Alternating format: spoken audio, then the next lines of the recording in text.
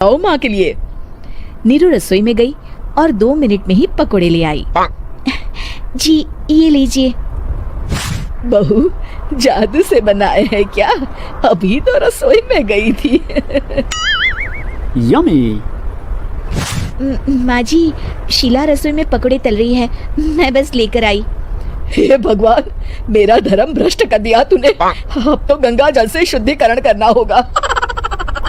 दूसरे दिन, माँ जी मैंने नाश्ता बना दिया है, ऑफिस जा रही हूँ। पर अभी तो घर का सारा काम पड़ा है। शीला आती ही होगी, झाड़ू पोछा बर्तन कपड़े वो सब कर लेगी। हमारे जमाने में घर का सारा काम हम ही करते थे। जी माँ जी, आप बहुत होशियार हैं, मैं घर ऑफिस दोनों नहीं संभाल पाती। तो जरूरत क्या है घर से बाहर जाकर चाकरी करने की? वैसे भी घर का काम खुद करने से घर में बरकत आती है, समझी? पर माँ जी। पर वर कुछ नहीं, इस महीने की पगार मिले फिर ऑफिस बंद है। हाँ। रात को नीरू तेजस से कहती है, सुनिए जी, माँ जी बोल रही थी कि मैं नौकरी छोड़ दूं। वैसे ठीक ही तो है, अभी तुम्हें आराम की जरूरत है। फिर भी आराम कहाँ, शीला को छुड़ाने के लिए बोल रही थी। तो अब 24 घंटे में इतना काम तो कर ही सकती हो। पर जॉब पसंद है मुझे, घर पर मन नहीं लगेगा। अगले दिन जब दोनों ऑफिस के लिए निकल रहे थे मेरी तो कोई कीमत ही नहीं है इस घर में। माँ जी, आजकल महंगाई बहुत है, रहन सहन भी बदल गया है, दोनों नौकरी करते हैं तभी ठीक रहता है। अच्छा, तू कहना क्या चाहती है? मेरा बेटा तुझे बिठा के खिला नहीं सकता? तू ही इस घर का खर्च चला रही है, हैं? नहीं माँ जी, मेरा वो मतलब नहीं था। मतलब खूब समझती हूँ, ये बाल धूप में सफेद नहीं किए मैंने। हाँ।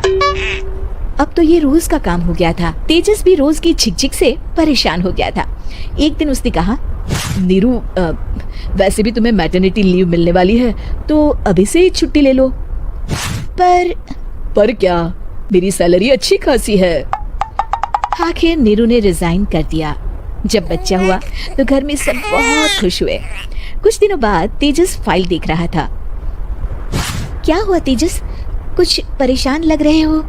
हाँ, वो हमारी जितनी सेविंग्स थी वो तो हॉस्पिटल में और छठी के फंक्शन में खत्म हो गई है नीरू।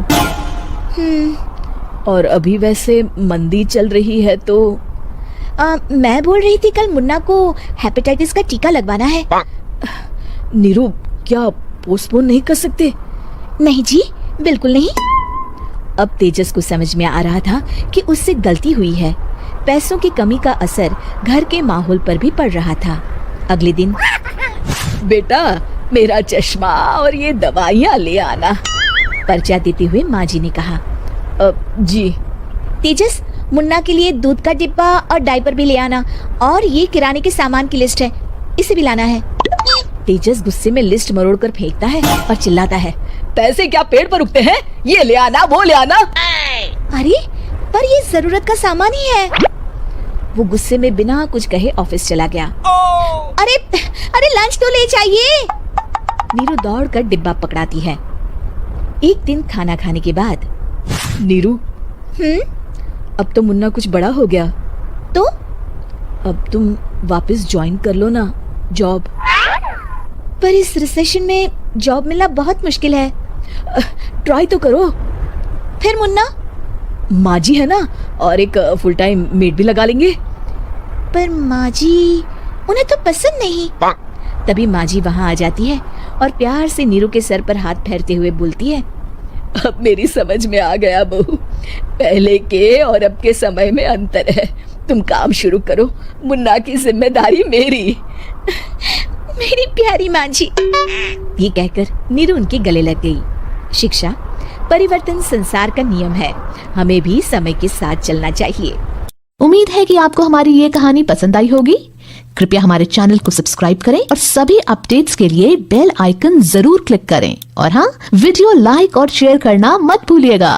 Bye bye.